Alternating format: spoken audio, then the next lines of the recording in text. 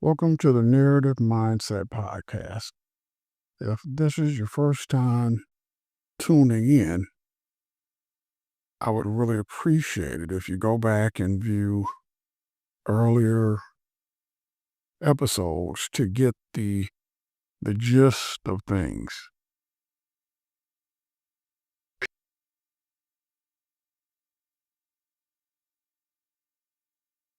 Are we failing our boys? Candid look at overlooked challenges. You're likely familiar with the ongoing vital conversations surrounding gender equality and the empowerment of women and girls. These conversations have greatly reshaped our societies, leading to significant progress. But amidst this crucial dialogue, you might find yourself asking a more uncomfortable question, one that often whispers from the periphery. Are we, in our earnest pursuit of progress, inadvertently overlooking the challenges facing boys? Are we, in fact, failing them in critical ways within modern parenting, education, and our broader cultural narratives? It's a question that demands your honest consideration, not to diminish the struggles of any group, but to ensure that all young people have the support they need to thrive. When you delve into the data, the emerging societal trends, and the personal stories, a concerning picture begins to form. You'll discover that boys from early childhood through adolescence and into young adulthood face a unique set of pressures and an increasing lack of tailored support that is crucial to their healthy development. Let's explore where these blind spots might lie and, crucially, understand why addressing them is an imperative for all of us. Consider your own observations of modern parenting. There's an undeniable shift towards emotional intelligence, open communication, and nurturing sensitivity.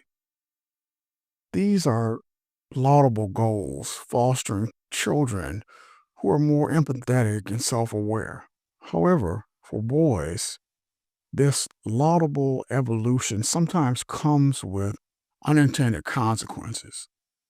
You might notice a subtle or not subtle pressure for boys to conform to a narrower spectrum of emotional expression, to be gentle, to be articulate about their feelings in ways traditionally associated with girls, and to suppress behaviors often inherent to male development, like rough and tumble play or a natural inclination towards physical risk taking. Think about the shrinking opportunities for boys to engage in autonomous, exploratory play, the kind where they build forts, climbing trees, or engage in competitive, physical demanding games without constant adult supervision. These activities, often dismissed as mere boyish antics, are vital laboratories for developing resilience, problem solving skills, social hierarchies, and understanding boundaries. When you strip away these outlets, replacing them with structured activities or screens, you deny boys crucial pathways for expanding energy, learning limits, and fostering a sense of independent mastery that is often central to their self esteem. Moreover, while you're encouraged to teach boys emotional literacy, are we equally adept at validating all their emotions, including anger or frustration, and teaching them healthy ways to channel these powerful feelings? Or do we sometimes inadvertently convey that good boys are simple, quiet, compliant, and always happy? This complex dynamic and natural inclinations are somehow problematic, struggling to reconcile their inherent drive with societal expectations. Now, turn your attention to the educational system, where a significant boy problem has been quietly escalating for decades. You've likely seen the statistics.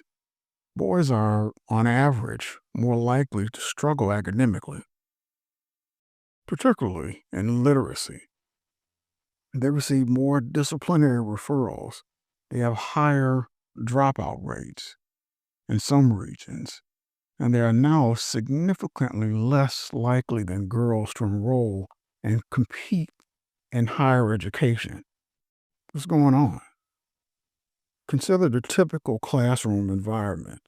It often prioritizes sitting still, verbal expression, and fine motor skills, areas where, developmentally, many boys mature later than girls.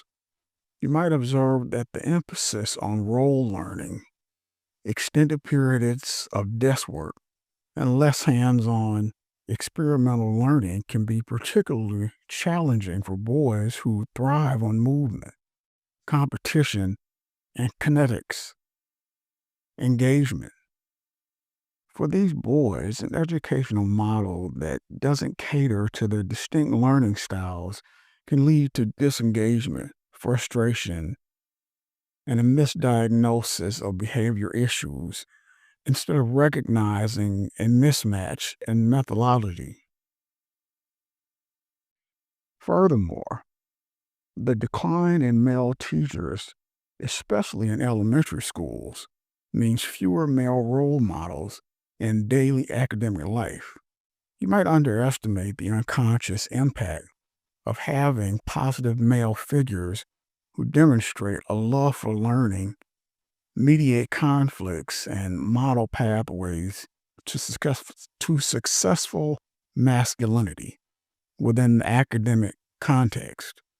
When you consider the diminishing emphasis on vocational and trade schools, pathways that historically provided engaging, hands on careers for many boys, you see a system that increasingly narrows the definition of success, potentially leaving a significant segment of the male population feeling sidelined and disenfranchised from the very institutions designed to uplift them.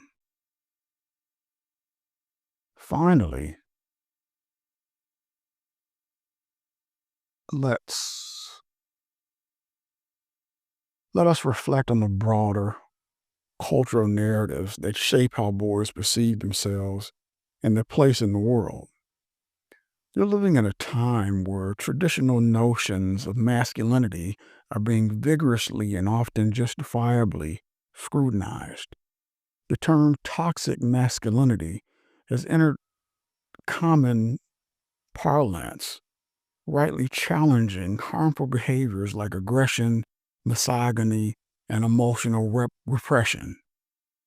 However, in this necessary deconstruction, you might also sense a void emerging, a lack of positive, constructive narratives for what healthy masculinity does look like.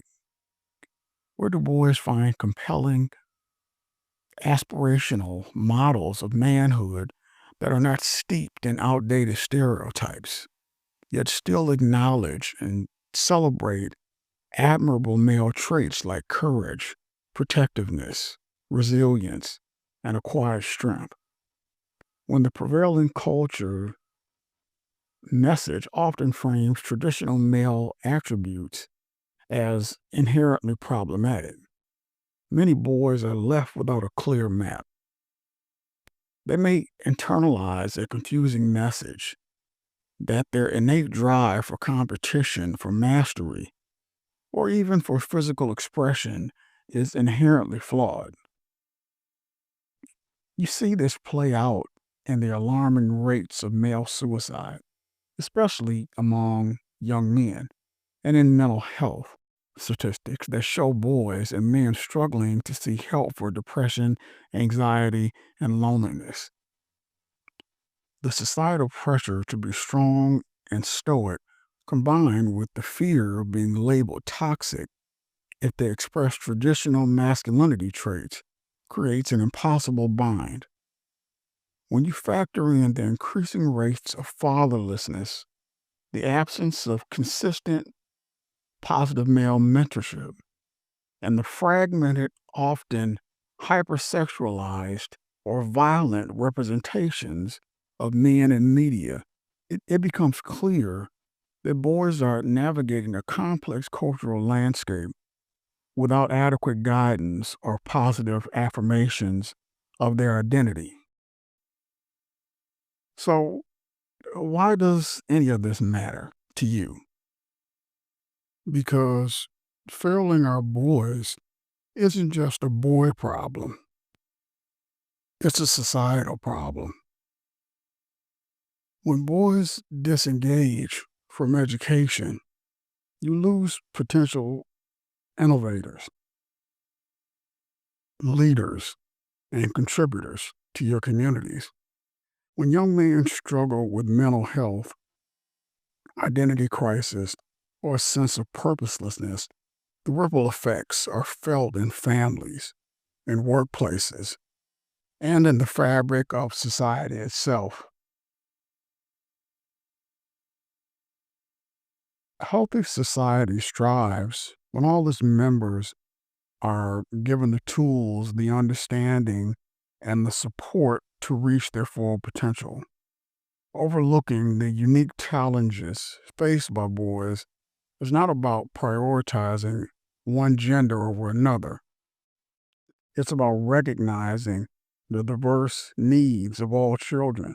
It's about acknowledging that just as girls benefit from tailored support to dismantle systematic barriers, boys too need specific attention to navigate the complexities of their development in a rapidly changing world. You have to collectively responsibility to ask these difficult questions, to challenge assumptions, and to look critically at how we're raising, educating, and defining manhood for the next generation.